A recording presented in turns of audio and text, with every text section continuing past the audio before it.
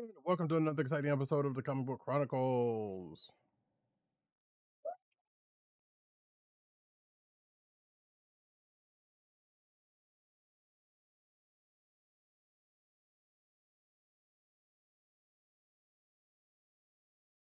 Folks, when you remember to hit the button, you have to actually hit the button when you're starting a stream. So I gotta make sure of that. This, folks, is the Comic Book Chronicles, and I am your host, Roddykat. You can find me at Roddykat on Twitter. You can find me at News Nerds Need on Twitter. You can find me at CBCaps on Instagram. South Carolina with Columbia down the way. And the sound effects you have heard come from none other than our co-host with the most from the North Coast, one agent _70 on Twitter, Instagram, and Threads. What's up, everybody? Co-hosting from the borough of Kings, live and direct tonight. Which one am I gonna play? Yeah, from the home of the college of football. Just a kid from Brooklyn. Nice. Hadn't heard that one. Exactly. And you can hear that along with other of our melodious voices and sound effects on the Coast of the Podcast Network. That's CSPN.us. Do it today. You can also find us on your podcast perusal place of choice, whether it be Apple iTunes, aka Apple Podcasts, Spotify, or the Coast of the Podcast Network SoundCloud page. Make sure to click like, subscribe, and leave us all the positive 5-star reviews, especially on Apple Podcasts, because that definitely helps people find our show. Indeed. And I would like to say, before we continue on, despite the fact that I'm probably I am in an effective area. Hey, hopefully all the folks that are out there in the path of the hurricane/tropical storm in the South are doing well and staying safe. Definitely. Is it coming near? How is it passing you yet, or is it about to pass you? It's brushing by here. Like it's definitely hitting Florida because it normally does. And I know, I've heard from some family earlier. It was like, yeah, the light's still on, so that's good. But it's come through, and we've gotten some rain here. Right. So, and they have, of course, warnings and all kinds of stuff in effect. And I think schools are closed tomorrow. So, Gotcha. So, Well, yeah. you hope that, it passes you by like that girl did the Far Side. Haha, nice. Very nice. And by choosing letter paths, you prove to be a better man. That's right. Yeah, so hopefully everybody's is all right for that, because I know there are some places that if and when they get hit real bad, and I'm a little bit more inland, so it's not that bad. Right. Usually here. So, but with that, folks, we're going to go from one storm to, well, if we were starting off with Rings of Power Force, that would be way more appropriate. But we're going to start off with the storm of another sort with spoiler-free talk on Agatha All Along episode 3, which is entitled, and I did have it pulled up, through many miles / of trials and wait, hold on, I messed that up. So trials and something. Is it Tribulations? No. Of Tricks and Trials. There we go. That's what I mixed up. Tricks and Trials. I had Trials twice. There we go. So yeah, this episode has, at least for me, and I'm sure, and definitely for some other people in watching some Easter egg videos, has restoked a oft wrong fan theory amongst some folks, because they name dropped a certain person that we have not seen yet in the MCU, which I believe we are supposed to be getting at some point in a show that didn't seem like that person would show up in. But we might be also getting shades of that person. Who knows? They might pop up here before they pop up there. That's all I'm saying. Right. Yeah, I heard that. My Spidey sense definitely started tingling when I heard it. Mm-hmm. Wait, I just heard that. Did I just hear that? Yes, I did. Mm-hmm. Like they don't. Now, granted, some have thought it could just be an elaborate ruse just to sate the theorists out there. But if you were going to bring in a person such as that, this would be a more likely place as opposed to the other theories where this person would absolutely show up. Right. And if that is the case, I have my own theory on a character, which now that I think about it, I know we got news on it, so we'll probably talk about that a little bit more in the news section. But there is a prevailing theory on one of the characters, or at least the obvious character. But I'm while I am willing to go along with that theory, something about that doesn't seem right. Right. So, right. But with regards to the show, yes. Did you have something else you wanted to add? Yes, I was going to get into the fact that so we get the our folks on the Witch's Road and going through their first trial, which I can't remember how many they said there were. I want to say 3. So this is the first of 3? I thought it was more like 6, but you're probably right. You are probably right. Right. I think they said this is the first of 3, but I could be wrong. We could be remembering. Because I watched this yesterday. Right, and that would be more true considering the who were supposed to be involved in these trials, put it this way. Right. The types of folks who are supposed to be involved. So that would probably make more sense than the 6 that I'm thinking about. Right. So ultimately what we're dealing with in this episode is this coven, this hastily assembled coven, trying to work together as a team and almost failing. Well, mainly because Agatha is not so team she's not so team oriented. Not much of a team player, that Agatha.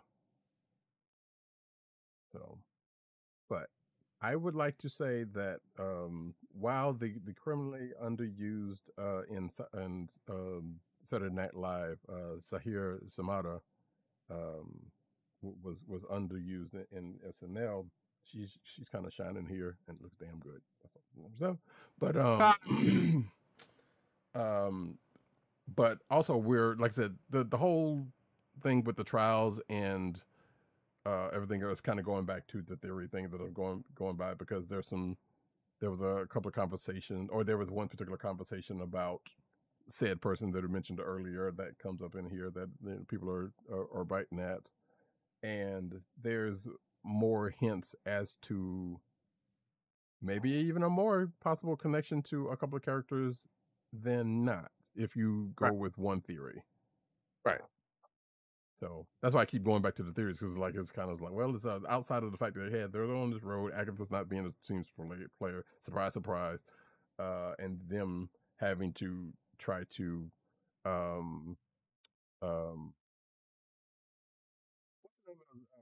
I keep forgetting the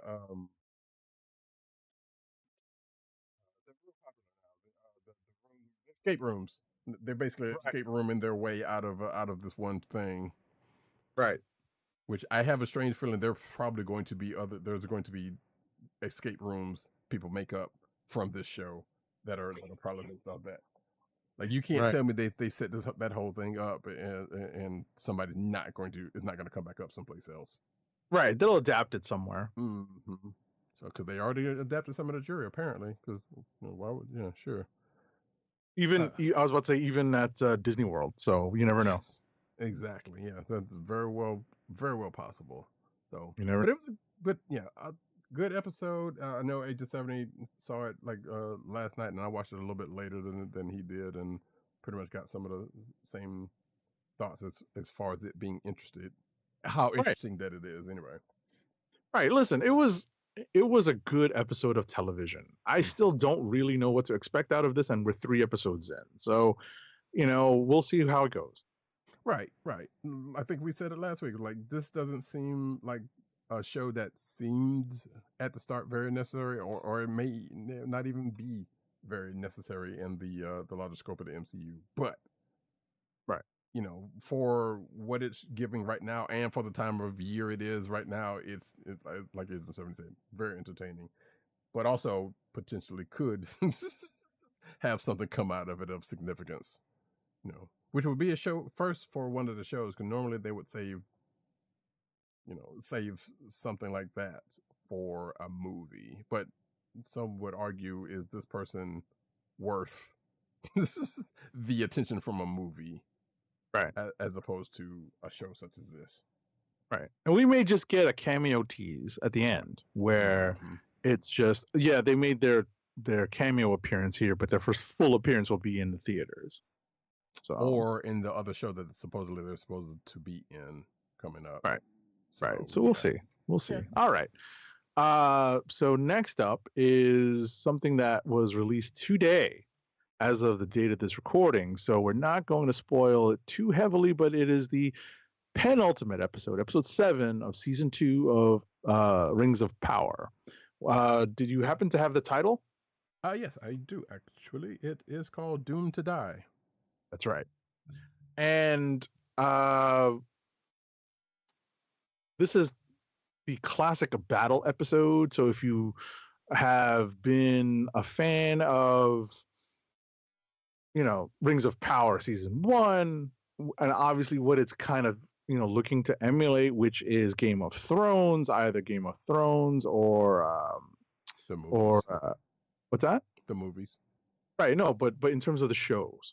Well, yeah. I'm talking the pacing of the shows, right? Sure. There's usually a battle episode that is geared, that a lot of the season kind of revolves around or leads up to. It may be the penultimate episode, it may be the final episode.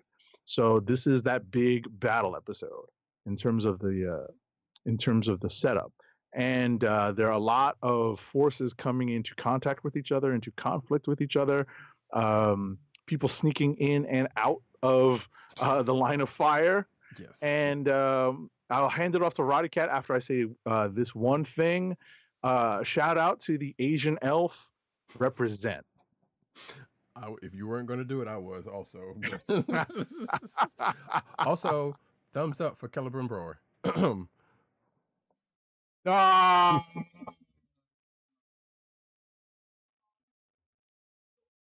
Watch the episode if you get that reference. Yep. So, but yeah, it was good. It was good. Yeah. So yeah, I absolutely want to shout out the one Asian elf who had a moment in the darkness, or or in the light of the darkness in this episode. Without going too further in said spotlight, but yeah, it's kind of funny sometimes. It's like, all right, this show. So this show and this episode in particularly, just like Agent 7 said, was kind of a homage in other shows, but more directly to the Lord of the Rings movies, when they have the big battles that happen like the second or third movie, or whichever it happens in. But obviously, it is Amazon, and they do have a fairly decent budget. It's but they're not probably willing to use full on movie budgets for it. So but it's close, right? It's close because there are a lot of horses, there are a lot of extras, there are a lot of people, there's a lot of battling going on, and obviously some effects work going on because you do get to see a troll. Yes, but they have a troll. Yeah. But it's you could definitely see the budget being spent. Absolutely. So that's the kind of thing. And also, the length of this particular episode is a little bit lengthier than the previous ones, because all of them have been over an hour at this point, or around or over an hour. But this one kind of said, hold my beer. Yeah, this one took me by surprise. Roddykat let me know how long it was ahead of time, and I was pretty surprised. 73 minutes for folks if you haven't watched it. So make sure you spend some time, to do it in bits. For that. Yeah, so that's what the thing I was going to ask about, because while I can see that happening, but the way I watch it, like, I can't see that happening. But then again, if you got time constraints on you, then you got to do what you got to do. So how was that for you watching it in bits? Well, I watched it in big chunks, watched it during lunch. I watched a little bit during the day when I just was spacing out and just wanted to not look at my computer screen. So I looked at my iPad screen instead. So, at the end of the day, I figured out a way to do it and basically finished it up towards the end of the day. But it was, like you said, time constraints being what they are. Right. I guess the question is, like, was it to the point of, like, obviously you were busy, that's why you were taking time when you had the time, but was it kind of the things like, okay, I'm watching, but I don't want to stop watching, or trying to find a good point to stop? I stopped around the commercials, which were very helpful. Believe it or not. No, that's fair. Yeah. Believe it or not, it was kind of ironic. As much as we hate the fact that some of our streamers have introduced commercials into the viewing experience, I actually stopped around the commercials and it worked. Yeah. Which, like, as soon as the commercial stopped playing, I just turned it off and went back to what I needed to do. Gotcha. Okay. So basically a natural stops in that situation, because Right. Yeah.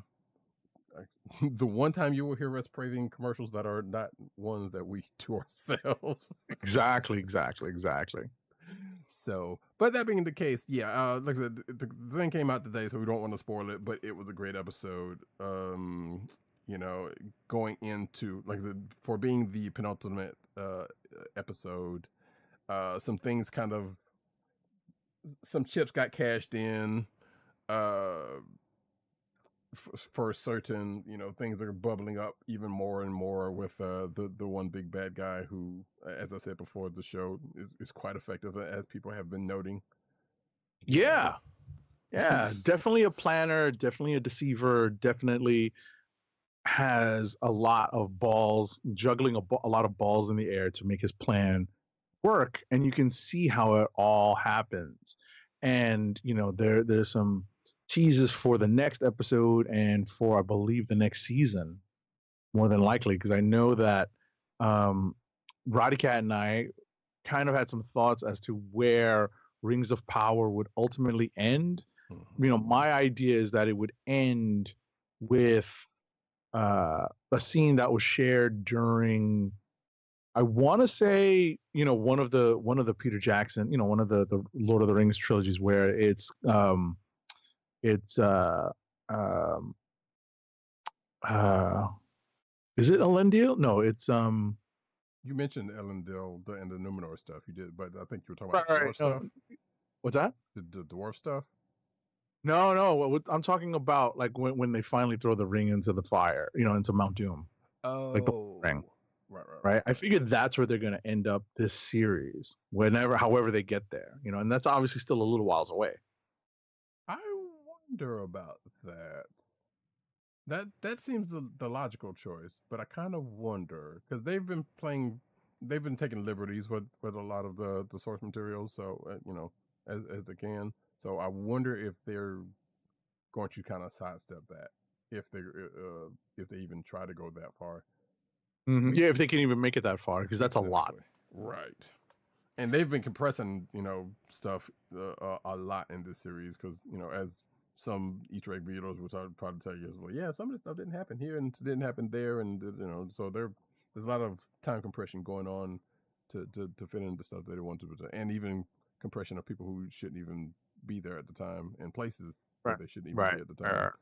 So, yeah, I don't know. I'm like, well, we know that they have to wrap up. Well, they don't have to, but it would be good if they wrapped up the stuff that was alluded to in this episode with the dwarves.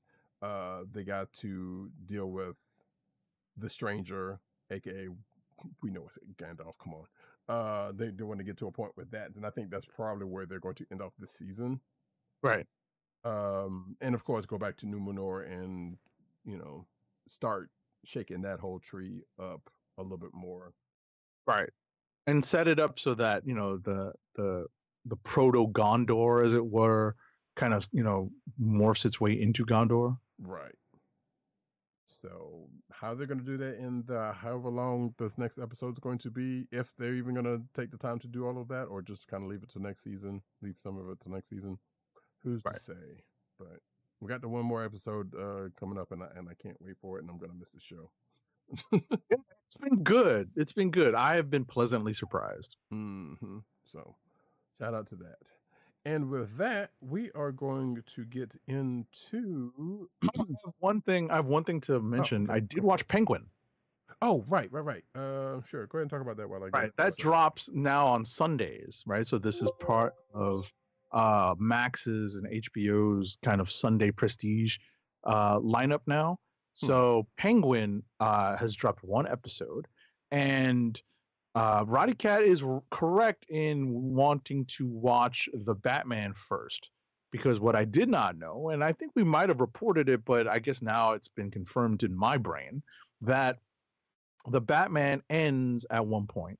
The Penguin series literally picks up a week later, and the next Batman movie is going to pick up a week after this Penguin show ends, in their own timeline. So bottom line, Roddykat is correct in that he doesn't want to, forego watching the Batman before he jumps into the Penguin. I will say though that this is definitely in the vein of the current take on Batman and his villains being a little bit more grounded in reality. There is definitely, there's a kind of a Sopranos feel to this, with the organized crime element. So I think that's the least spoilery thing I can say. I enjoyed it though. Colin Farrell, like, literally descends into this role. He's enveloped in a fat suit, and he just does a great job. And there's a lot of really good acting amongst the cast, amongst this particular group of performers in this show, and the writing is pretty good too. So if you are up on the Batman, on Matt Reeves's version of the Batman, I would suggest you take a look at this Penguin series. Yeah, which I'm sure if there are people invested enough in that Batman movie and knew about this, I'm sure they probably, they're probably on They're already on it, right? But if not, I recommend that you check it out. Yeah, and what were you saying about the do we know how many episodes this is going to be? Which we probably talked about that in the past, and I don't remember. But all right, I don't remember either. I don't think it's very many. I want to say 8, but I'm going to see if they have provided a list. I'm going to look that up, and we can move on into the books while I look that up. Shoo. Excuse me. Actually, I think I have an answer right here. Like 8. Yeah, I was right. Yeah. I was like, wait, I know we've talked about it. Right. Yeah. So, cool beans. 8 episodes. Yeah. So there we go, folks. Yeah, you get your. Oh, and I guess the one last question: how long was the first episode or two, or whatever? It's close to an hour. Okay, so they're getting, yeah. Yeah, you're getting your money's worth, right, as it were. Gotcha. So okay, cool. So that's Penguin. Yeah, I don't. I'll probably get to it at some point after I watch that movie first. So, yeah. And yeah, there was something about the whole Colin Farrell thing I was going to mention, because like you kind of hit it on the head, and as I've seen from other articles also, like, yeah, he kind of put himself like knee deep into that role, even with the fat suit, he just kind of enveloped, which that's good. You want them, you don't want to be like, oh, this is just so and so playing himself, playing this role type of situation. As we tend to get in Hollywood on a regular basis. So the fact that he's kind of melting into is great. All right, folks. First book we are going to get into. Well, first of all, we're getting into the comic books. That we are. We're going to get into said comic books with Ultimate Spider-Man number 9. Ultimate Spider-Man number 9 is written by Jonathan Hickman with art by Marco Cacchetto, colors by Matthew Wilson, and letters by VC's Corey Petit. So we are picking up right where we left off in the last issue with Wilson Fisk, the Kingpin, having assembled his captains, as it were, who control the underworld in and around New York City. And first up to bat is someone who describes himself as not the Black Cat, but as something else first. But he does eventually describe himself as the Black Cat. But that's the tail end of the book. The first half of the book is really helps us catch up with the other characters in Spider-Man's story, namely J. Jonah Jameson, spoiler alert, Ben Parker, and Mary Jane, who are working together to get their competitor to the Daily Bugle, the paper, off the ground and running. And apparently they are doing very well. And the other part of the catch up is a very interesting one, where we catch up with someone conveniently named Otto Octavius, but who has no extra limbs as of yet, and he is Harry Osborn's chief scientist, and they're coming up with ways to get around a particular security flaw in their current super suits. Where is my super suit? Well, Spidey has to do something with his particular super suit, and Roddykat can pick it up from there. So yeah, I found this whole thing amusing because of that situation. So yeah, Ben and JJ are bummed, even though they're celebrating their success, but they're bummed because of the reason for their success, which has to do with old Peter there, unbeknownst to them. But also, we got a Wonder Man confirmation for this universe, because the name Simon Williams got name dropped during their conversation. I was like, okay, I don't think he's ever come up. I don't think he's come up at this point, so that's interesting to know. But yes, so Otto's basically done some work on one of the suits while he's he wants Peter's suit so that he can kind of do some more, because that Peter's suit is kind of a mystery still to him. Right, it's more cutting edge than Harry's. Right, just like with a lot of things, Harry only needed a firmware. So Peter was presented another Marvel Legends figure.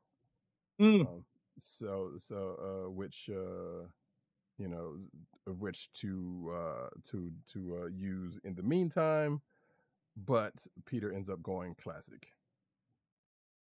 And if you know what that means, you know what that means.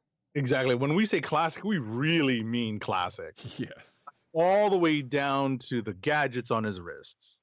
Well, yeah, with a slight twist. Now that I think about it, because there was one thing about it that wasn't as classic as the OG suit is, but nevertheless, it's still classic. So, and yeah, like Agent 70 said, they meet up with this first capo, who, as I say in my notes, kind of channels, well, I said Darkwing Duck, but also Batman, in the way that he described himself, and more specifically, Batman the Animated Series version, in the way that he described himself. So I don't know if that was an intentional nod or not by Hickman, but I felt it there, so that was pretty amusing. And I guess at the end of it, we get possibly technically Harry and Peter's first bout with being at odds with each other on how to handle things. I don't think it's the very first time, but it's the one that's actually come up, like, seriously. Right. And you definitely see where the fissures in their relationship are going to start to show. Right. But they still have a whole buddy cop situation going on here, which is still amusing to me. This time there was also a Cheers reference, right? Like right out the blue, so that was kind of funny. But yeah, continues to be great. A great book. Right. And I don't know if you had a chance to take a look at the cover for the upcoming issue for the next issue, number 10. It's a great homage. No, I did not actually. So I'll have to take a look at you that. no, if you take a look at just the last page of the book. Yeah, hang on. I'm about to pull it up right now.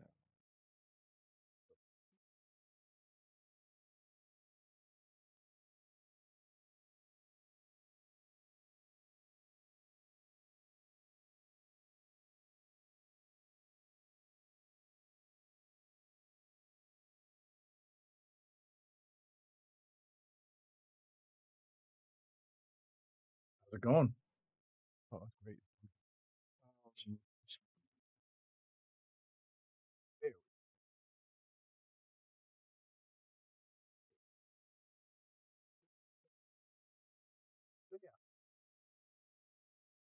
So yeah, that's an image. Yeah, If you're watching the video version of it, you can see what we're talking about. right. That's an interesting homage to, a classic cover. And we'll see what happens in the next issue. This series is good because it does take some of what you expect to happen and flips it on its head. So, it's fun. Right. It definitely subverts what you believe is the case, or what we've seen to be the case in 616. So, which is definitely refreshing. Or even in the original Ultimate Universe. Yes, absolutely. Yeah. So because now we've seen the story of Spider-Man adapted a couple of times outside of the 616.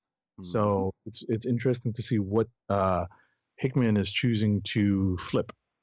Indeed. And with that, unless you got something else, we can push on to our next book, which is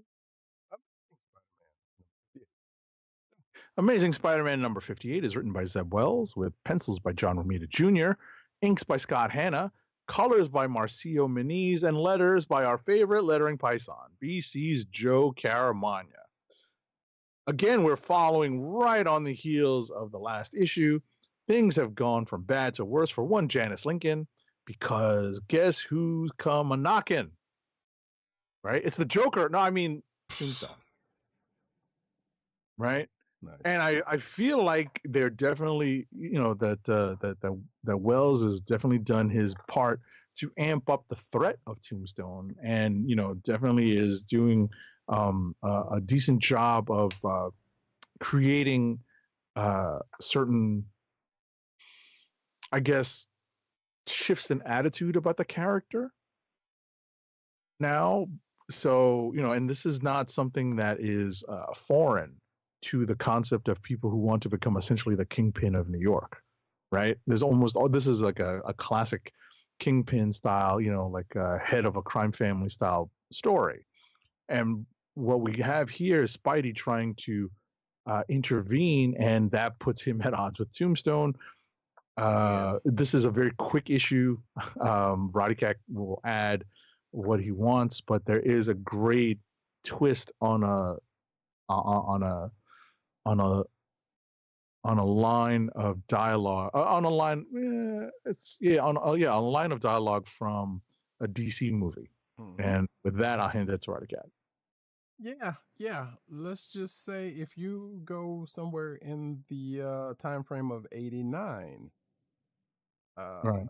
you will be familiar if you've seen a certain popular movie from that time that would use such a line, such as the Tombstone uses at the end of this book. So yeah. But yeah, it's the word visceral was used in the flavor text for this issue, and that kind of checks out because it's all action, or yeah, for the most part, all action, and it does get a little close to being gritty as you're gonna get for a for a I was gonna say comic book coded comic book, but I guess they don't really highlight the comics code as much as we Right. get to do that. Right. So Like a mainstream Marvel book. right. So which that being said, weird enough made this a potential click of the week for me. Because yeah, it was like, okay, you know, you got this whole, you know, Tombstone Janice thing and Spidey in the middle of it, and the thing that happens. Like, yeah, this is nice and breezy and good job, Zeb Wells. I never thought I'd hear myself saying that. Oh no. Which is, I guess, yeah, is going to continue in the next issue. So I guess he's going out with a bang or a few bangs if this issue has anything to say about it. But yeah, there you go, folks. Amazing Spider-Man number 58. And with that, we're going to push on into our last book in common, which is number 3 of 8. Surprise, surprise, surprise. Namor number 3 of 8 is written by Jason Aaron with art by Paul Davidson and Alex Lins, colors by Nira J. Menon, and letters by again our favorite lettering paisan, VC's Joe Caramagna. So one of the things that we've noted that Aaron is doing in this Namor miniseries is bringing up some, I guess, some of Namor's past to help fill in some of his present and to help inform, some of what his actions are based on this kind of retcon of Namor's story. What we're dealing with, though, here is there's definitely a lot of exposition here because we're dealing with filling in some of these blanks, and we have Namor kind of, he's been captured in a sense because he passed out from being too drunk at the end of the last issue. But bottom line here is I'm enjoying this. It's a little wonky because I think the art doesn't necessarily explain everything that's going on. It does a good job in some places and not a great job in others. At the end of the book, it's a little confusing, but the text does explain what's going on. But otherwise, I'm enjoying this. We're not quite halfway through, so we'll see at the end of the next issue whether or not I'm probably going to stay on for the duration. I don't know about Roddykat. And with that, I'll hand it off. At this point in time, yes, because I also had some issues in reading this in this particular one because of there's some strangeness, I guess, for lack of a better words, in this thing that pop up here and there, a little bit with the art, but no, I'm gonna see about. I mean, and it's only eight issues, so it's not like it's a terrible, unless it just goes completely off the rails or crazy or something. It's like, all right, this is just get away from everything that they promised in coming into this book. They've already started because there was a certain D-list character that shows up again that I know friend of the show Matt Wang, as we like to joke about, will enjoy seeing again for like a page. Yes, so he's not completely out of the picture with this, which I guess not surprising, but outside of jokingly, hey, the book's still good, like I said, outside of here and there. So, and I'm very still curious about where they're trying to take Namor and how they're trying to build up the undersea portion of the Marvel universe. So yeah, and with that concludes what we have in common. Let's get into a little bit of rapid fire. All right, here we go. Rapid fire review time. I think we both got a lot of books this week, so here we go. I ain't got time to bleed. First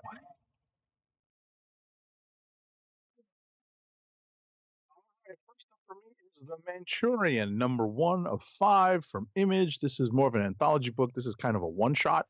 This is written by Pornsak Pichetshote with pencils by Terry Dodson, inks by Rachel Dodson, colors by Terry Dodson, Color flats are by John Ursak, and letters are by Jeff Powell. So the concept behind this particular issue is this particular story is kind of flipping the script on some archetypes that we've come to know. This particular archetype is the James Bond archetype of spy work, but instead of from a Western point of view, either a British or American point of view, we have this from a Chinese spy agency perspective, and we get to see how that changes things. It's a very good story. It definitely shows off an idea of what espionage looks like from another perspective, and the story is executed pretty well with great art by the Dodsons. Next up is Avengers Annual #1. It's written by Derek Landy, with art by Salvador LaRocca, colors by Guru EFX, and letters by VC's Corey Petit. Guess what, folks?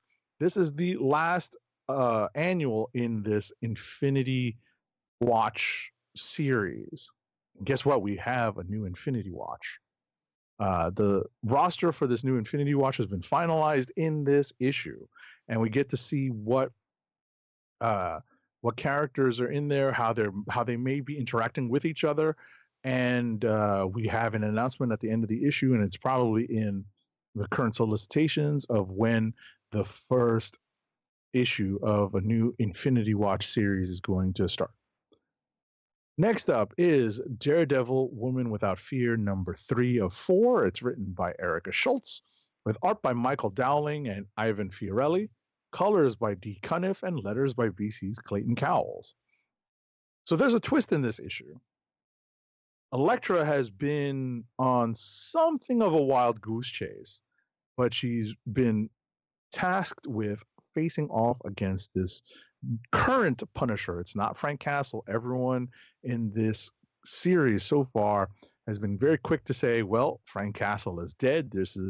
We're dealing with a different Punisher, and we're heading to a second showdown with this current Punisher, because that is where this issue leaves off. So the series is probably going to end with a big confrontation with this current Punisher.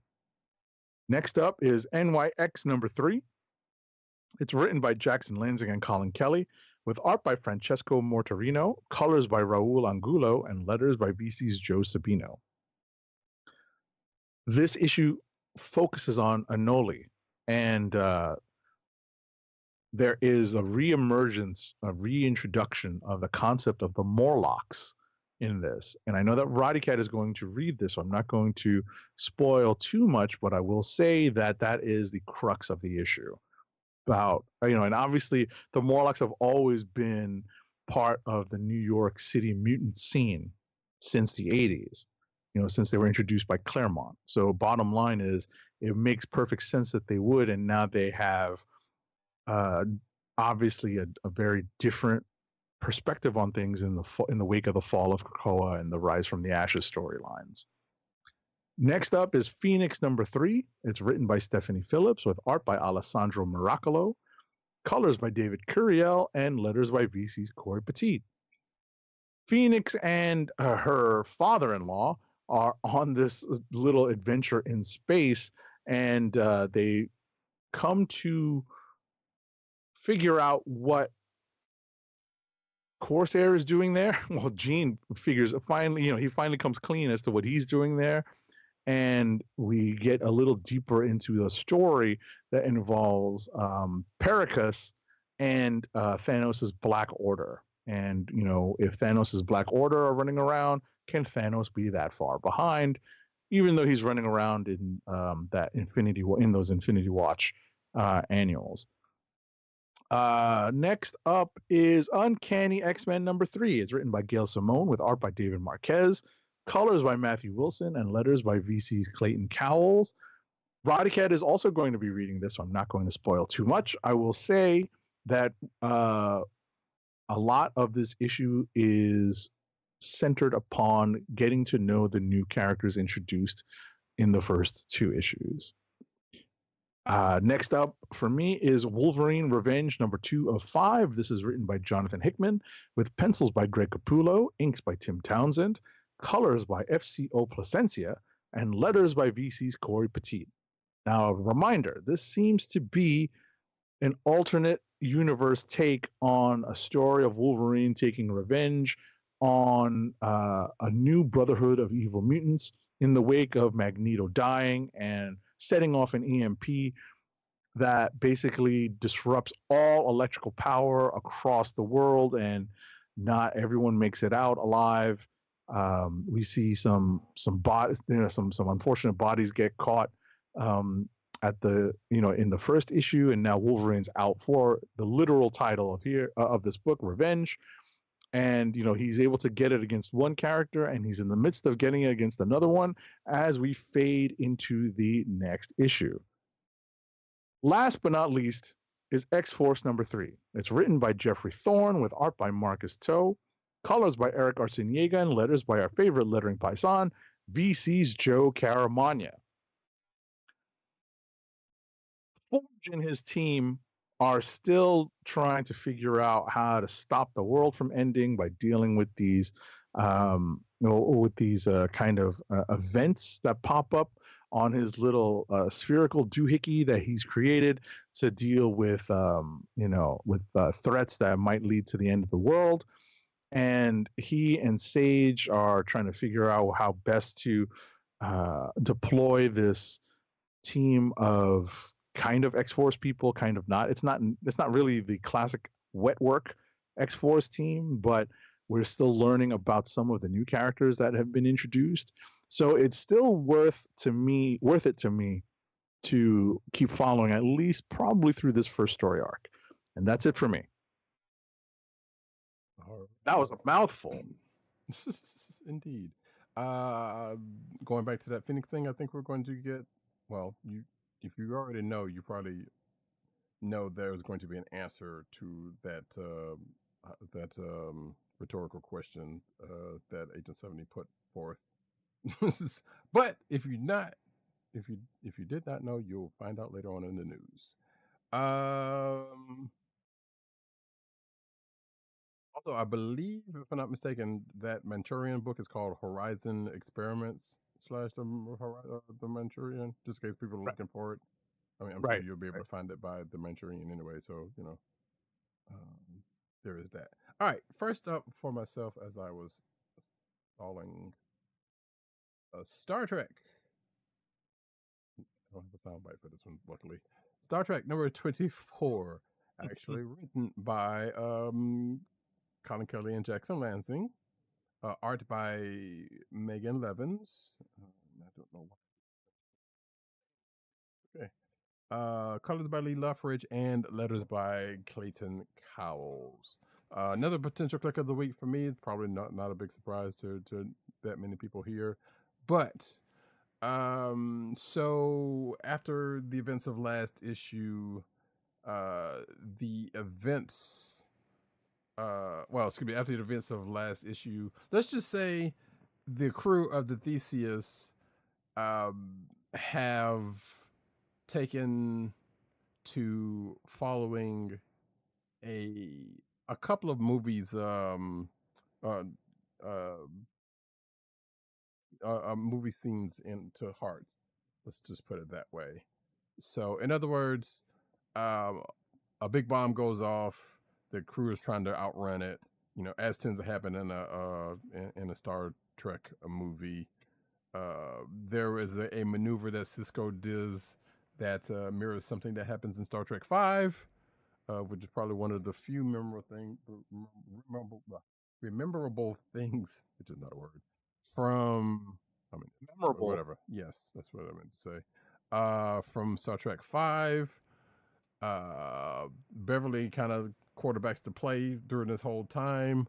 One of the crew members pulls a Star Trek II move, which is also significant since they are the same race as the character that did a similar move in said movie, but to lesser effect than what happened to that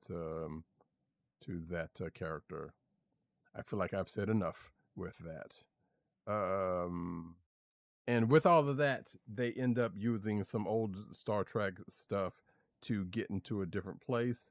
And in fact, the place they end up is a place where one Voyager, Tom Paris, does not care to be for our good reasons. And folks will find out what place that is in next issue. Next up, which now that I think about it, I don't remember seeing those particular seasons of Star Trek Voyager, but I do remember it coming up. So this is going to be an education. Star Trek Defiant is the next book for me, number 19 specifically. Written by Christopher Cantwell, art by Angel Hundueta, colors by Marissa Louise, and letters by Clayton Cowles. So the crux of this book is the standoff, I guess, or the coming standoff with Worf, B'Elanna, and Ro, and a bunch of natives to this one planet that's about to get sieged by the Romulans versus the Romulans, and them trying to set up for that fight in in true classic movie style. And the beginning part of this is one Miles O'Brien in the Defiant trying to come help them out when when his best friend comes along and tries to talk him out of it, thanks to the machinations of Sector 31. And as we come to find out, or at least as I have taken this well, actually, that was Star Trek 24. I mean, Star Trek number 24, because that was a whole kind of Genesis device type thing that's going on there. But in this particular case, we got that going on, and then we also have where a situation where Sela is still trying to get some information, and the only way she tries to get that situation, of which another character, classic character, has now have on them, is to go break that character out of the jail they were in, which she helped put them in the first place. So, and that particular part might have something to do with something that we know in canon from one of the other movies, one of the other later movies specifically. So, or something similar to it. It might not be the same thing, or it might be shades of that happening. I'm not entirely clear about that, but it is definitely something similar. Next up is, I wish I could find a faster way to get to these books, but I'll figure that out.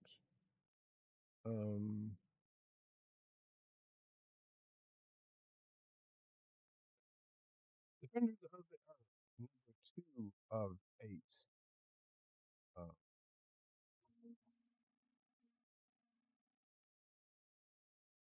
nice. By Dan Villa, art by J. Calafiore, colors by Wancho, and letters by Carlos M. Mangual. So apparently, there's a version of the fastball special happens at the beginning of this book that involves a Jeep, and that's kind of funny. I don't know if that definitely probably wasn't intentional, but that's how it plays out. But we have the members of the Defenders of the Earth, which, by the way, hey, if you want to watch the original animated cartoon, it is on Amazon Prime if you have access to it, which I've been meaning to go back and check out. But this is kind of a not necessarily a reboot, but it's kind of a, I guess, a retelling of some of that. It's not even a retelling, because it's not retelling that, but it's kind of a reimagining. There we go, of the end of that series, if I'm not mistaken.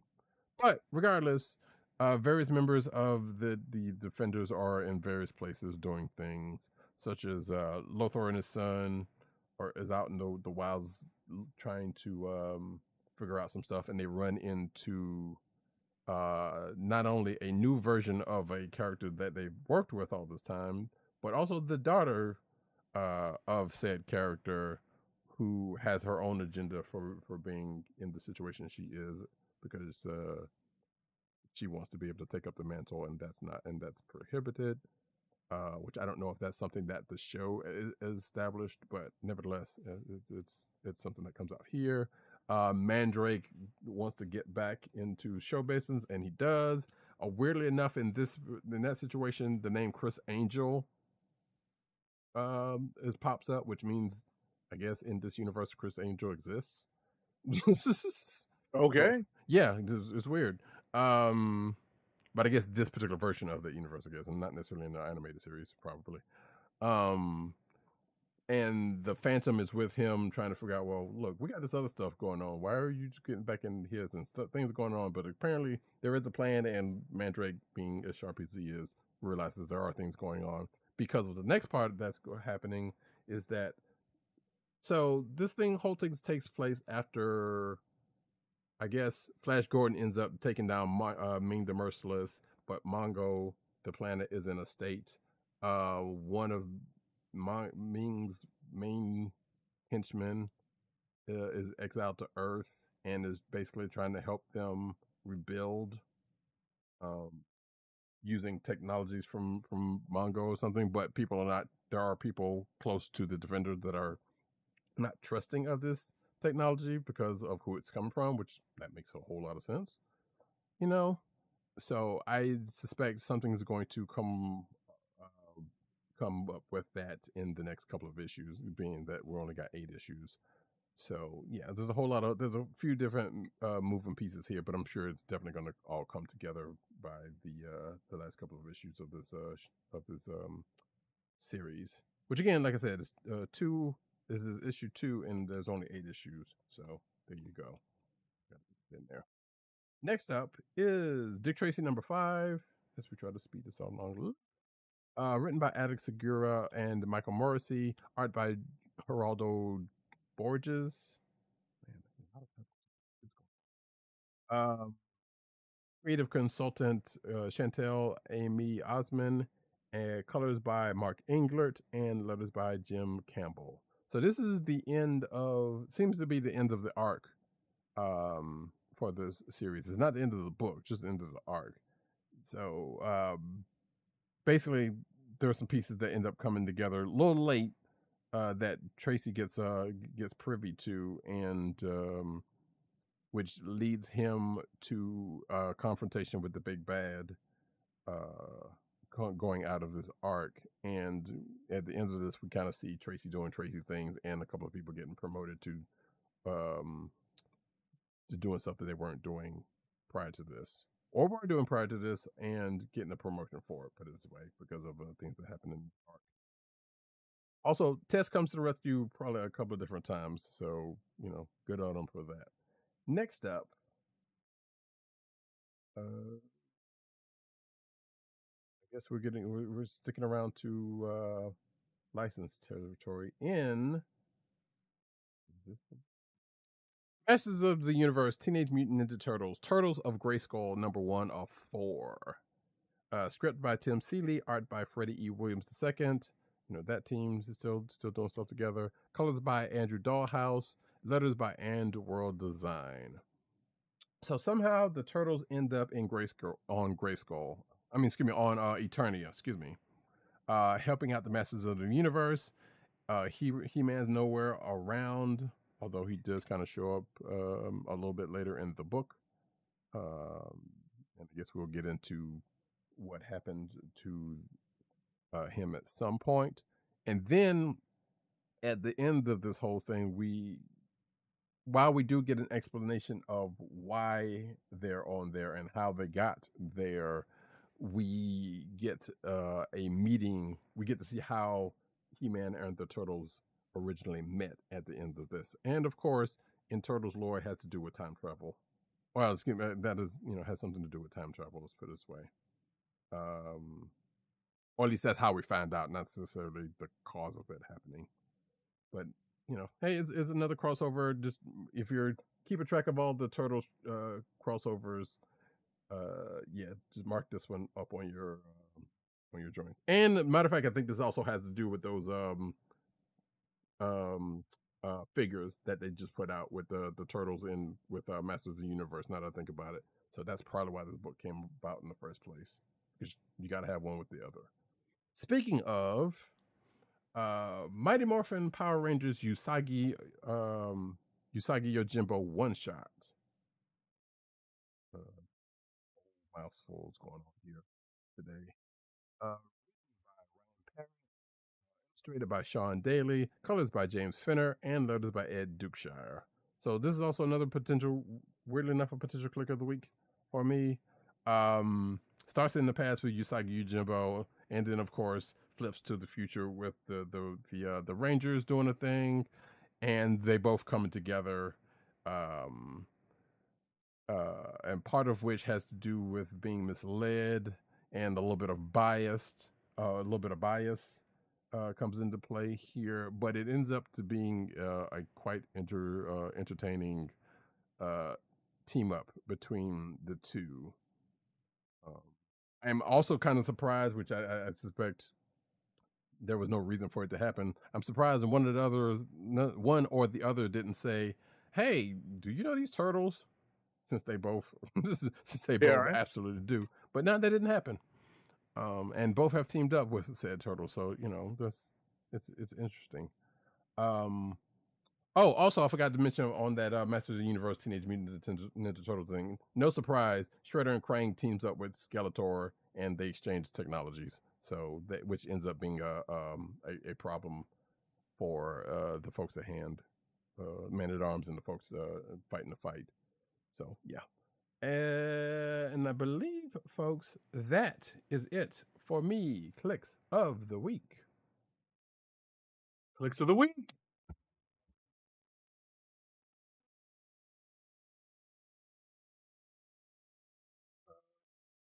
Do you have yours? I got my potentials. I don't have my actual. I read a lot of books this week. Nothing really jumped out at me, but I think my pick is probably going to be the book I enjoyed the most.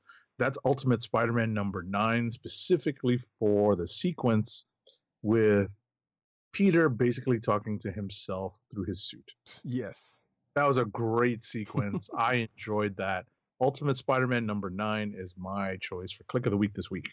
Yeah, and the other people around him basically asking him, like, "What's he doing?" "Oh, he's just talking to himself. It happens. Don't worry about it." Right. He does. It happens a lot. Yeah. That's what Harry says. He's like, "Yeah, it happens a lot." Yeah, don't worry about it. Which they know, which is funny because those people know he has AI in his suit, so it's not like like why is it coming up as a like he's crazy. But then again, it's Peter, so it is what it is.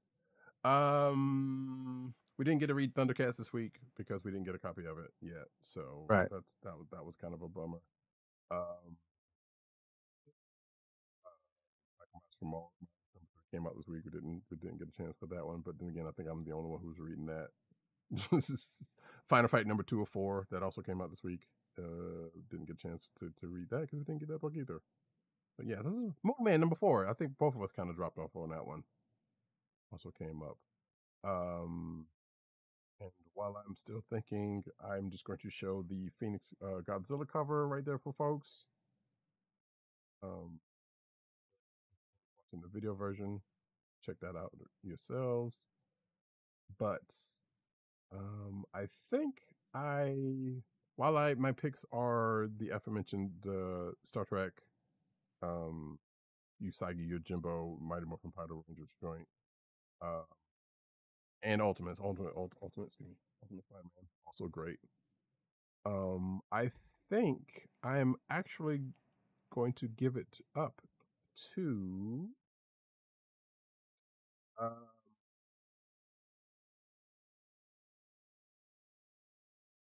Morphin Power Rangers Usagi Yojimbo one shot is my click of the week. Ultimate's already covered, so I don't have to worry about that one. That's a cool cover for that Phoenix cover. Yeah, that Godzilla variant. That's really cool. Mm-hmm. That's really not fair because Godzilla's about to get smoked, but or fueled. I mean, yeah. It could work one way or the other. Yeah, it depends on who's writing the Phoenix Force, right? Right. But yeah, we're pretty sure he gets smoked. Anybody want some fried lizard? Mm-hmm. But yeah, but it is nevertheless a great cover. And with that, folks, we are going to push on to the news section. But first, an ad read. Our first ad read of the night is for Funko, Fun at First Sight. Your home for exclusive collectibles such as their world famous pop vinyl bobbleheads, apparel including t shirts, hats, and socks, and brand merchandise such as their custom DIY pop figures, art books, and skateboards. And now the listeners of the Comic Book Chronicles can enjoy 10% off your entire purchase when you're shopping at Funko. To place your first order with 10% off and to help keep our show free for you, go to our network website at cspn.us. That's cspn.us.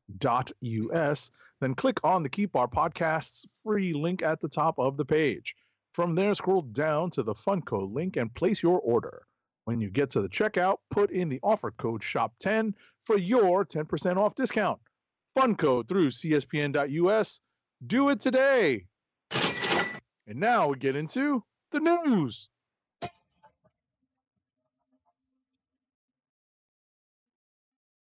So, cinematic news as we start off about this time, and we go back to some Agatha All Along because I did say we were going to do that, and theories, because the first one is Agatha All Along's unnamed teen is probably this familiar comics character.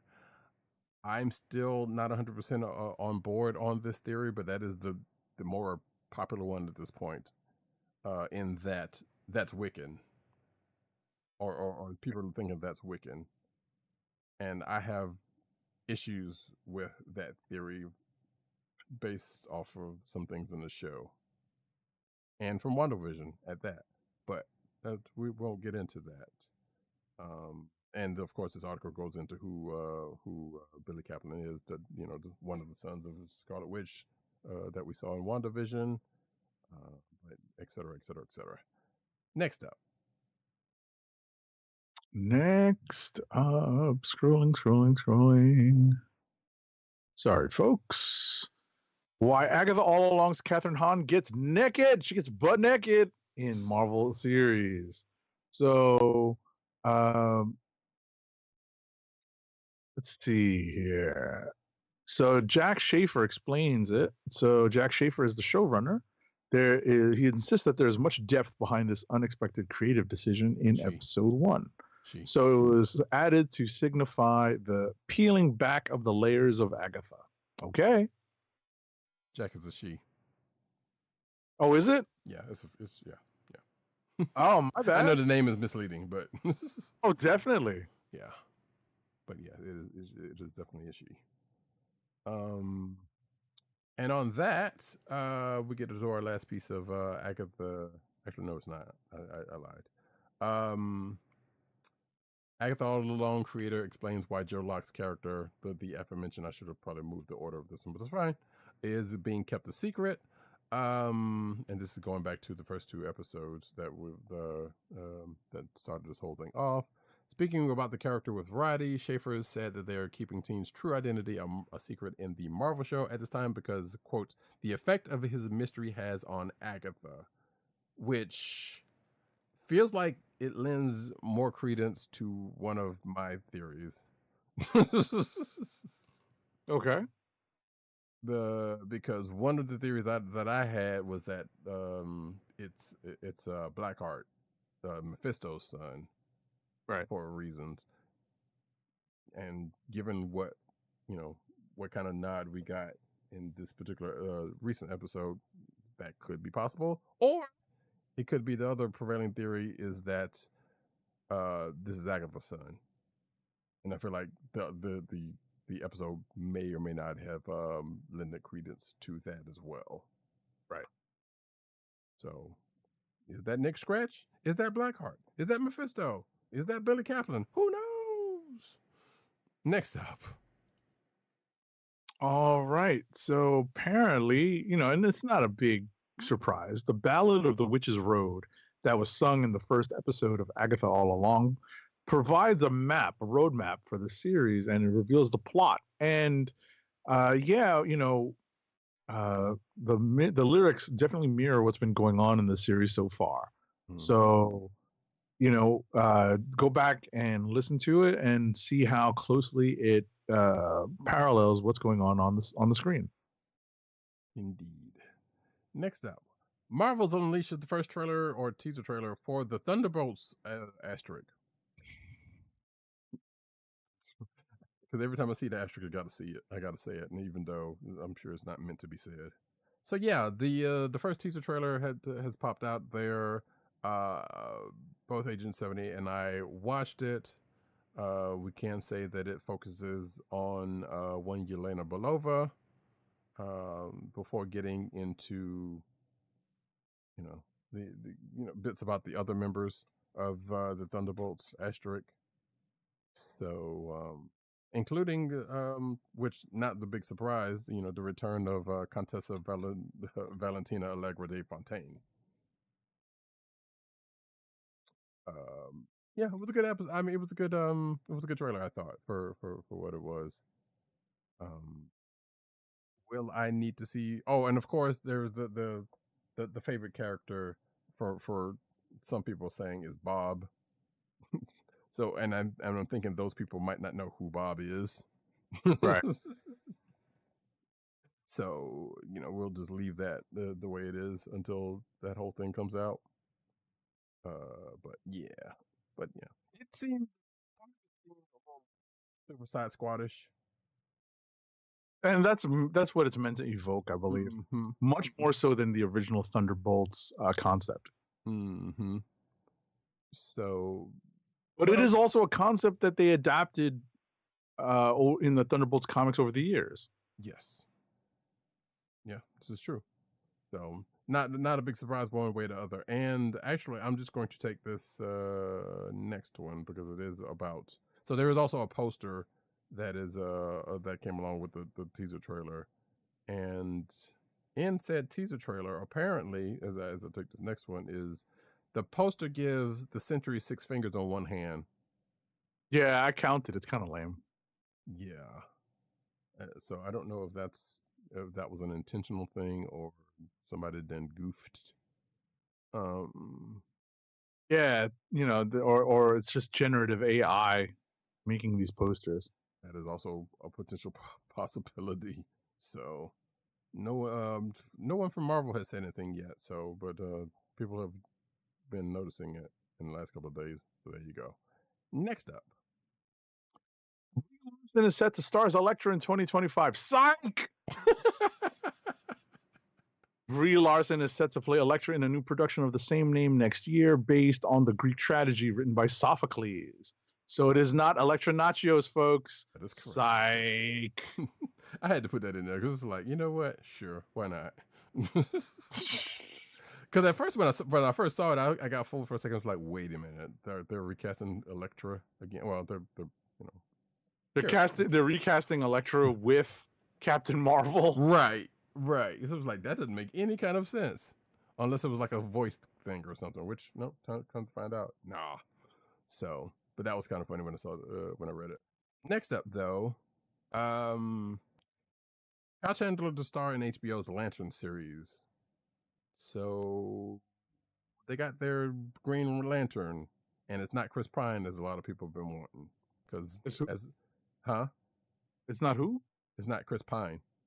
Oh, Chris Pine. Okay. Yeah, people have been fan casting Chris Pine as Hal Jordan. Gotcha. He's already Steve Trevor. Sorry. Well, that's never stopped him before, but yes, you're right. I know. So now, as some folks would say, now we got to budget Chris Pine and Kyle Chandler. They didn't say budget Chris Pine, but everybody was like, well, I guess you can't get Chris Pine. Who you go with? Which, look, Kyle Chandler's a fine actor, Bright Night Lights and all that kind of good jazz. Right. Although I won't lie, I always confuse him with Ron Livingston. Same. From Office Space. I'm like, wait, you sure that's not? Oh, no, it's not. Those are two different guys. Two very different people, but they do kind of favor. So, yeah, you are not alone in that. Absolutely. I had to look it up just now. I'm like, wasn't this dude in Band of Brothers? Oh, no, that's the other guy. Right. Right. Which there's a couple of folks that are like that. I was like, oh, no, this dude looks like that dude. So, but anyway, so I'm guessing this Hal Jordan's going to be a little bit older because Kyle Chandler's Now, he's not old, but I feel like he's Right, but he's not a baby. Right, he's a little bit older than us. So I suspect that's what they're going for. But then at the same time, you know what? Hey, if he can pull off, the quote unquote nuances of Hal Jordan, if he can get the confidence down, I guess that's the main thing. Right, he does kind of have a little bit of a baby face too. So it's a little bit of a Paul Ruddy type look where he's not obviously older, but he is on the older side. Yeah, and it depends on what they do with the hair. It's probably gonna make up the difference. Right. So, but yeah, so there you go. When is the show going to happen? I think it's next year, but I'm not sure.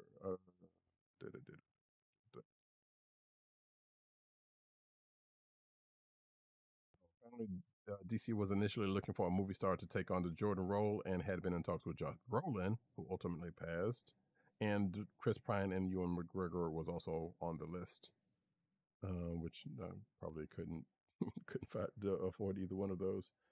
Series is looking to shoot next January to June in Atlanta, so we'll have to holler at see if Tim's going to be on that beat. But anyway, next up, doesn't say when that show's kind of going to happen. It's probably going to be late 2025 or something. Alrighty, Black Mirror season 7 cast has been revealed in a cryptic computer message. The Netflix anthology series' cast will star Paul Giamatti, Peter Capaldi, and the crew of the USS Callister. So I'm not a Black Mirror person, but I know there are people out there who are. So congrats. Yeah, and I think that was just one episode of Black Mirror, where that whole Star Trek-esque thing happened, and I haven't watched that show either. So, but I hear good things. Which is probably why I ended up not watching it. So you hear too much and like, all right, you're glowing too much. I can't do it. 8-70, why don't you take this one? Sure. Let me pull it up. So John Wick Ballerina passes the torch to a tiny dancer in the first trailer. So that I'm literally reading the title on this Verge article because I got a kick out of it. I appreciated it because in the trailer they do play Tiny Dancer by Elton John, and it really does work. It's really done well. The trailer is really done well.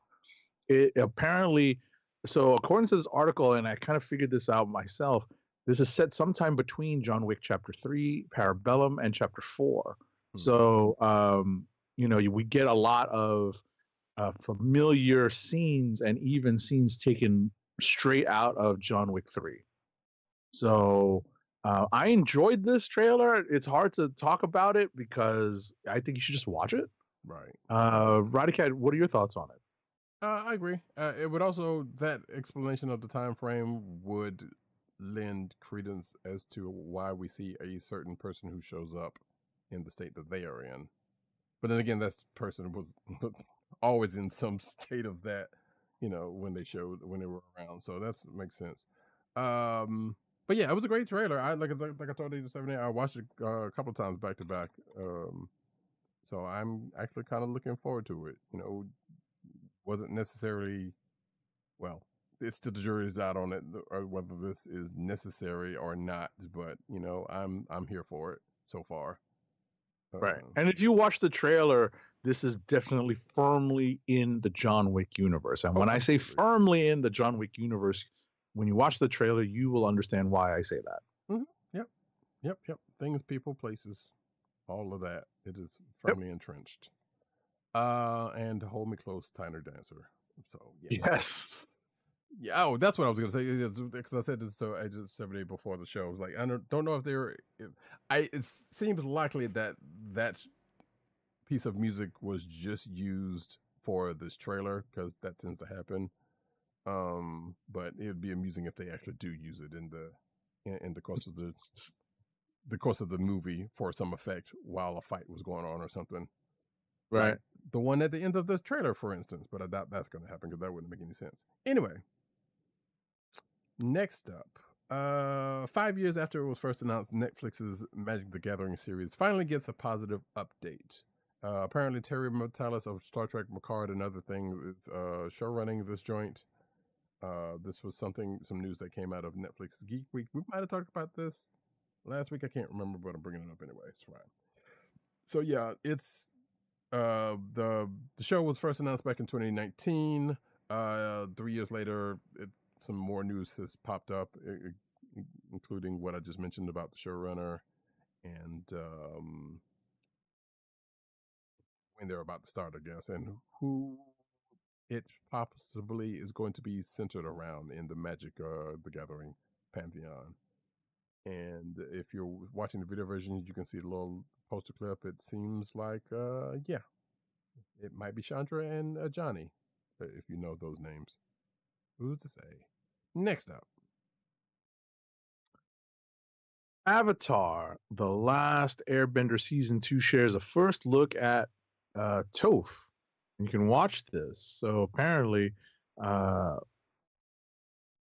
The Last Airbender knows what the fans want, and that is Toph Beifong. Okay. So this is part of the live action adaptation of the series. So, season 2 has posted a special teaser in honor of Geek Week, and it gives people a first look at the Earthbender Toph. Okay. And Agent 70 has still not watched Avatar: The Last Airbender yet, which I would hope, which I know is on his anime. Yeah, it's kind of list. buried deep down on the list, but yeah, But it should. It's there. good. It's good. It's only 3 seasons and it's 20 episodes. It's good. And also I say that because it's Toph, not Toph, which you wouldn't know that. So, Right. Toph. Yeah. Good Lord. It's all good. Look. Watch Adam. Watch it. Watch the Avatar. It's pretty good. Because I don't want to say too much about that character. And I haven't seen the live action one. But nevertheless, you know what? Why don't you take this one too? All right. So we were talking about this in our pre-show, in our pre-production meeting. Just give me a second to pull it up. So the Haikyuu anime and the Godzilla films are coincidentally having anniversaries this year. The Haikyuu anime is celebrating a 10-year anniversary this year, and the Godzilla film franchise turned 70 this year. So naturally, it's time to celebrate together. So apparently the first of what apparently promises to be a series of collaborative visuals was released today. Both Godzilla and Chibi Godzilla are getting in on the action as seen in the art on this webpage. As time goes on, monsters from across the Godzilla films, both regular and chibi-fied, will appear alongside other Haikyuu stars. So you see here Hinata Shoyo together with the Chibi Godzilla and together with the regular Godzilla. Okay. Mm-hmm. If you ever want to see Godzilla spike a ball, this ain't it. But nevertheless, it's cute. Now we get over into comic book news. Alrighty. Let's see. Let's find a good one.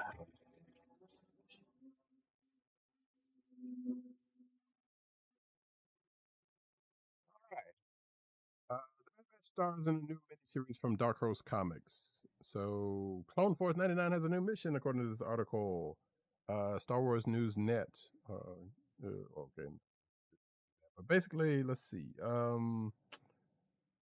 Bad Batch gets a 4-issue miniseries under Dark Horse under the Hyperspace Stories banner set during the Clone Wars. And it's called Star Wars Hyperspace Stories: The Bad Batch Ghost Agents. And excuse me, it's 5-issue miniseries, which is being written by Marco Morrissey, illustrated by Reese Hannigan, with Elisabetta D'Amico, Michael Atu, and lettering by Comic to complete the crew. So yeah, there's a cover right there if you're watching the video version for the whole crew. Actually, well, yeah, it is the whole crew because it's not technically Echo is not part of the Bad Batch. So there you go. And because this is set during the Clone Wars, no Amiga. Next up. Alrighty. Sam Wilson, Captain America, soars once again in a brand new comic book series. So this January, Sam Wilson takes to the skies once again in a brand new limited series co-written by Greg Pak and Evan Narcisse and drawn by artist Eder Messias. Sam Wilson, Captain America, will put Sam to the test and take him to his limit in an all-new high-flying Cap adventure. Okay. Doesn't say how many issues there is in this little blurb. Let me see if there is in the full article. I think it's Narcisse, but I'm not sure about it either. So, Oh, Roddykat is part of the pronunciation police today. some stuff before. Stop it. Doesn't say. It does not say in this article how No. many issues this series is. Nothing is just. It does say. It makes a point of saying limited though. So right. So maybe 12. Hard to say. Yeah. Hard to say. Like we don't We're just guessing at this point. Right. So if we're gonna guess that a decent. It could be as little as 4 or 3 or as many as 12. I feel like they would have said if it was a 4 though, but yeah, we don't know. We still don't know actually, because normally if it was like a mini series, limited series, they would have. A lot of times they would have said. I don't know. Lately they've been kind of crazy about it, so who knows? We'll find out when we find out, though, folks. Next up, though, Metamorpho is back in his own title, which writer Al Ewing promises will show superheroes at their quote wildest and weirdest. So it's Al Ewing, Steve Lieber, and colorist Lee Loveridge that are coming together for this Metamorpho comic book. And apparently, Al Ewing promises that it's going to be 100% fun, which is Al Ewing, so I don't doubt that in the slightest. So let's see. Looks like it will focus on Silver Age style, done in one story that channels the strange and silly days of Metamorpho's classic adventures, according to this article. So yeah, we have some art here, and what we don't have, let's see, and it's called Metamorpho the Element Man #1, or at least that's the first issue of it, but we don't see. Here we go. December 25th is when the first episode goes, first issue, I'm gonna keep doing that, goes on sale. Weird Christmas release, but sure, why not? Next up. So Thanos is set to take on, and this is something that we teased earlier when I spoke about the Phoenix book.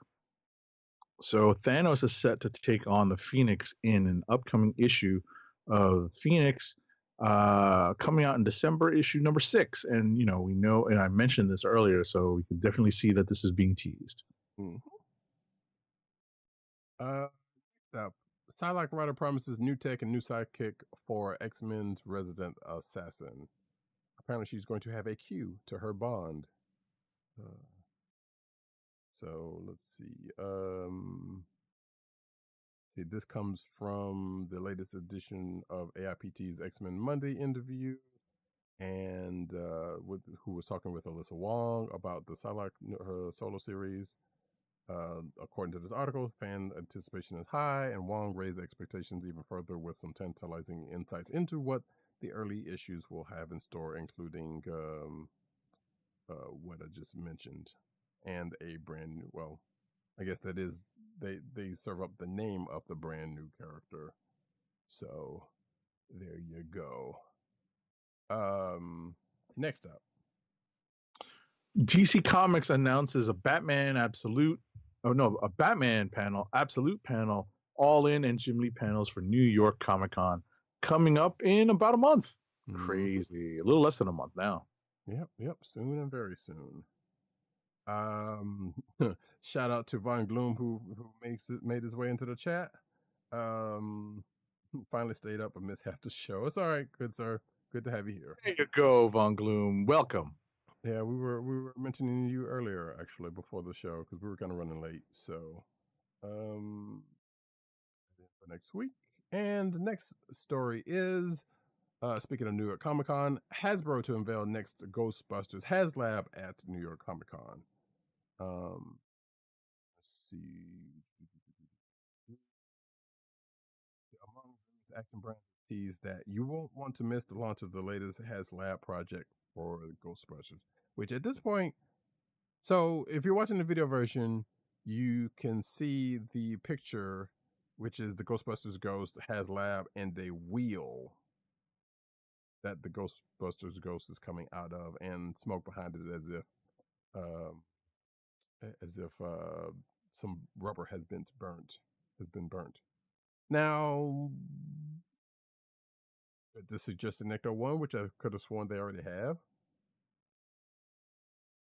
Don't know. But regardless, hey, I'm sure folks will find out. We will find out when it's announced at New York. Because I can't imagine what else it could do at this point. Because since we have a Pro Custom Pack, the Trap, and Right. the main stuff you would want. Right. So unless it's a full size Ecto 1, and I doubt that very seriously. So even though I'm pretty sure somebody would pay for it, then I can't imagine what it is.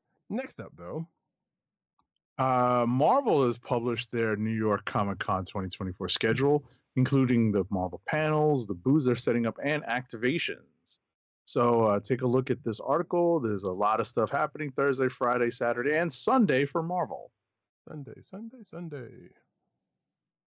Including a couple of notes personally that I wish I could go to, but the Marvel multiverse role playing game is being played again with the same people I think they did last year, and I think that was recorded, so I'm pretty sure it'll be out there.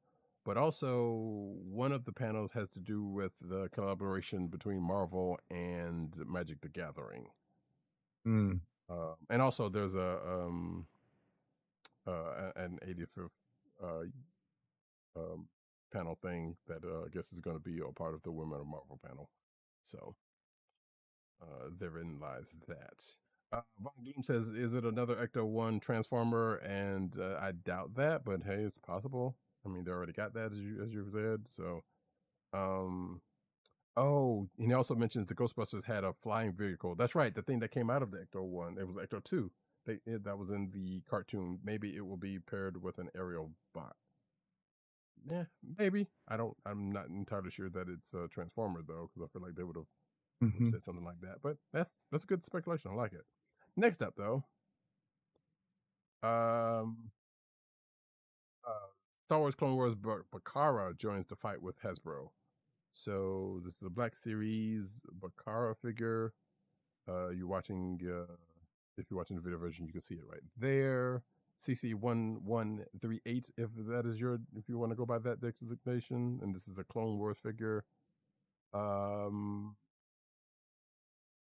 apparently this might be the one that shot Kaya Mundi when Order 66 happened. Maybe. Don't know. But regardless, there you go, folks. There's another trooper figure. Next up. So we have some in-hand images for the Marvel Legends and Humans Lockjaw and Crystal 2-pack. I definitely ordered this, and I'm eagerly awaiting it because I purchased a Karnak just for this display. I even got a Daisy Johnson because she's Inhuman, and I'll throw Kamala Khan in there also. So yeah, this is pretty cool to see the Crystal and the Lockjaw. What they look like, and yeah, Lockjaw's a good boy. Oh, there was a Build-A-Figure Lockjaw, right? No, that was a part of a set. That's why it's smaller. Okay. It was a part of a set, like a con exclusive set. Okay, gotcha. I was wondering. I was like, wait a minute, why is that bigger one there? But Right, the bigger one is the current one. The bigger one is the one that's coming with Crystal. Right. That's more scale appropriate. And he's still a good boy. Yes. Why they got the back shot of Crystal though? But I don't know. But as you can see, you can see the packaging. You can see the poses. You can see the box. There you go, folks. You see Lockjaw being a good boy as always. And of course, it's $70. So there you go.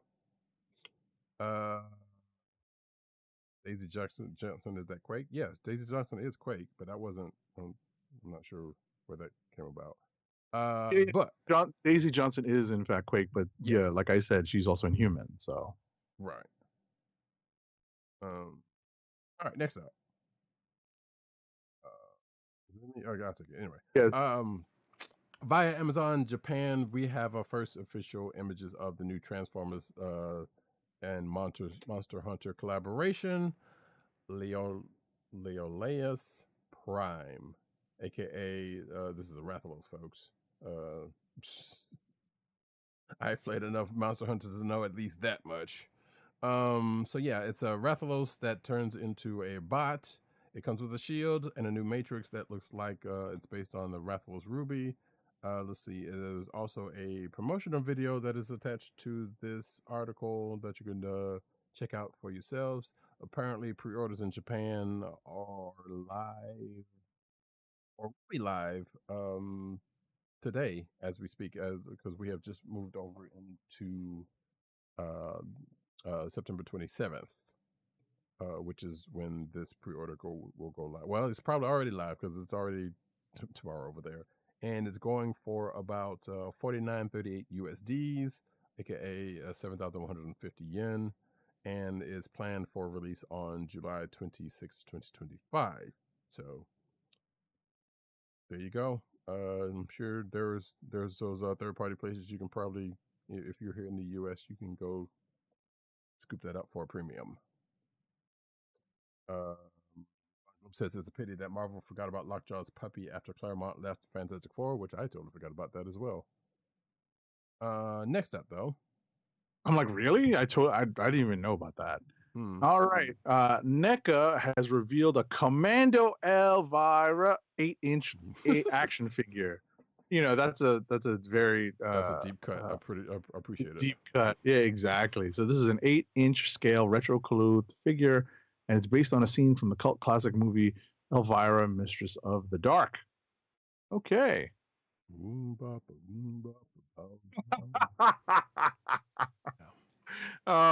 gotta love those earworms, man. Yeah. So flashing through the images right there. I'm sure NECA had a nice little pithy trailer to go along with this, as they tend to do with some of this stuff. So I wouldn't be surprised if that is out there. There you go. Next up, Teenage Mutant Ninja Turtles Shredder's Revenge gets surprise DLC and free update. So Mona Lisa and Mondo Gecko are joining the team, which I guess as of the recording and when this article was put out, they are in the game. And there's also, let's see. Oh yeah, so the DLC is called Radical Reptiles, which adds to the characters that I mentioned. I believe it's $4 because I think I did see it out there. And all players will receive a free update, which includes new music remixes from guest artists, including the likes of Anamanaguchi, Butt Masher, Keiji Yamagishi, and Tomoya Tomita, as well as other folks. So yeah, there's a trailer attached to this, and you can check that out at your leisure. Next up, and lastly, G.I. Joe's end is near in the new first look at Destro's finale. So this is the current Destro. Actually, wait, this is a first look preview and the variant cover lineup for Destro number 5 from Skybound and Image.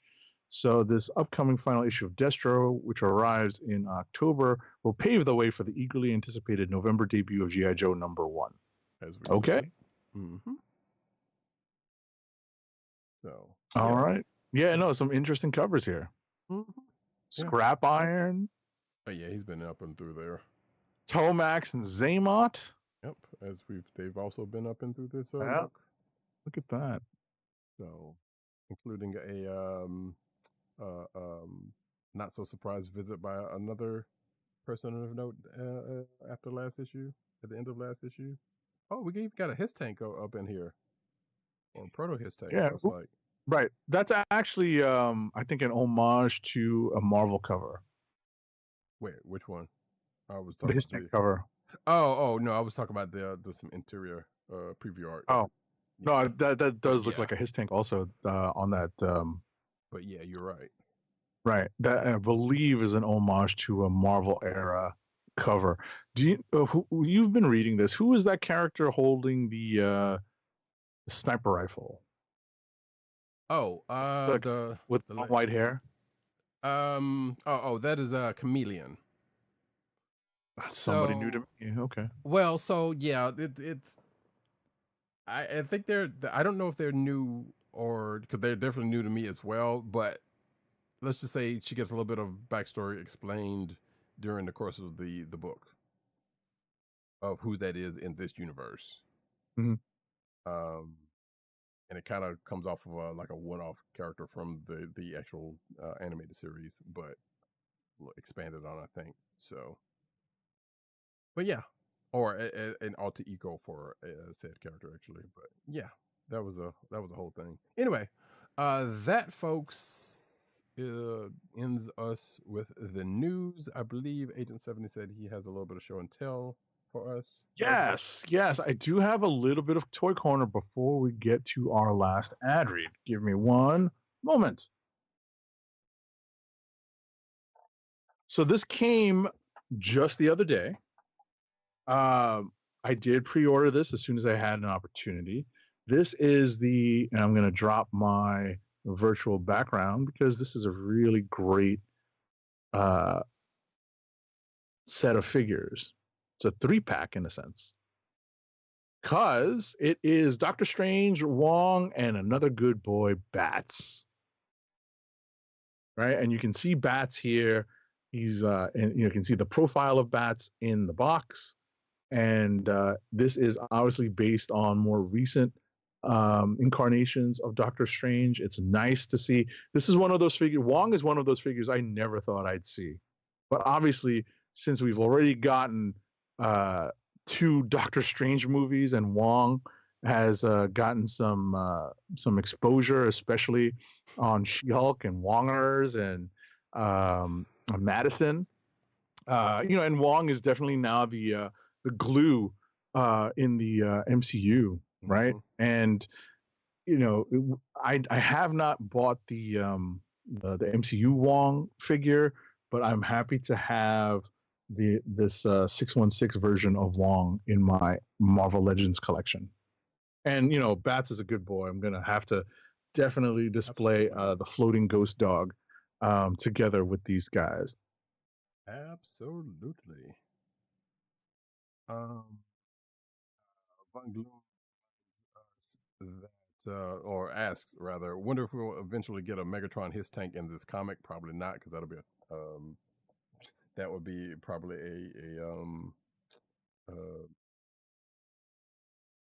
that'll probably be like an alternate universe thing if they decide to go that route with that stuff. And also reminded me that yes, that Megatron his tank is available still and has dropped in price, which might make me plop down for it with Baroness in tow. So that being the case, that was some good show and tell. I want to pick up those figures as well, but I didn't get a chance to do it yet. But at some point I will. So with that, we're going to get into our last ad read. Our last ad read of the night. Help keep our podcast free by shopping at Amazon. Visit cspn.us, then click the Keep Our Podcast Free link at the top of the page.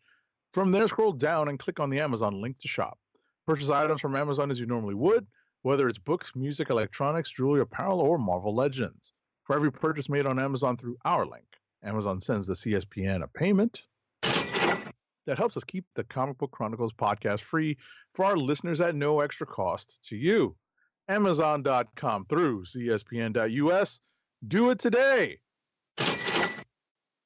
So kill me closer, tiny dancer.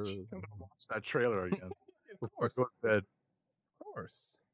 All right, folks, that is it for us in this particular episode of this here show. We will be back next week as we tend to do.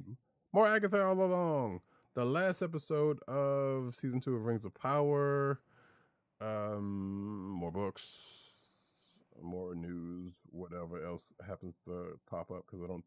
More Penguin, because Agent 70 is still watching that. Right, that'll be out this Sunday, so it'll be several days after. So I may spoil a little bit, but maybe not too much because, as I said, Roddykat may end up circling back to it. I mean, yeah, there's the likelihood of that is very good, but I say you can go ahead because I probably won't remember anything you said about the time I get to watch it. There it is. So, and by the time we record, you can lift that, for a lot of people. I do. That's kind of funny though. They was like, yeah, they're going back to the Game of Thrones Sunday appointment TV thing, like you said earlier, with Penguin, which you wouldn't think would be necessary for that show, but it wouldn't be of the same caliber as the Right. as the Game of Right, Thrones. but it's got Colin Farrell in it, so I guess that's sure one reason why. Sure. What's the I need to go look because I keep seeing the trailer and the one lady in there looks real familiar. I can't remember. That's Kristen Milioti. So is that okay? Okay, Yeah. Thank you. I was wondering because I was like, I've seen that person before and I don't know who it is, but okay. Yep. She's in a lot of stuff. Yeah, exactly. That's what I'm saying. I was like, I know I've seen that person in some stuff. So anyway, all right, folks. I have been Roddykat. You can find me at Roddykat on Twitter. You can find me at News No Need on Twitter. You can find me at CBCaps on Instagram, which I have put a couple of things up on there, so you can go check them out. Agent_70 on Twitter, Instagram, and Threads. You can find us at the Coastal of the Podcast Network. That's CSPN.us. Do it today. You can also find us on your podcast portal place of choice, whether it be Apple iTunes. Oh wow, I did it right. Apple Podcasts, aka Spotify, or the Coastal of the Podcast Network's SoundCloud page. Make sure to click like, subscribe, and leave us all the positive 5-star reviews, specifically on Apple Podcasts, because that helps people connect with and find our show. I think the Spotify thing is still borg, so I'm still going to try to work into getting the YouTube podcasting going, but we shall see how that works out. Later days to you, Von Gloom. Stay nerdy, as you would like to say. None of us can help it. What are you saying? No, I was saying take it easy, Von Gloom. Yeah. You can also find us recording every Thursday night, mostly every Thursday night, because sometimes it doesn't happen, on the schedule, right? Exactly. YouTube.com/TheKliqNation. That's TheKliqNetion. And of course, Twitch.tv/Comic Book Chronicles. Again, please click like, subscribe, hit that notification button so you know when we are live and direct broadcasting. Roddykat and Agent 70 were a band of vipers, and you'll be joining them soon. Right. Von, that's from Von Gloom in the chat. Nice. That's right. And with that, folks, this has been the Comic Book Chronicles. Peace. Peace. One. My time is up. Peace out to Brooklyn.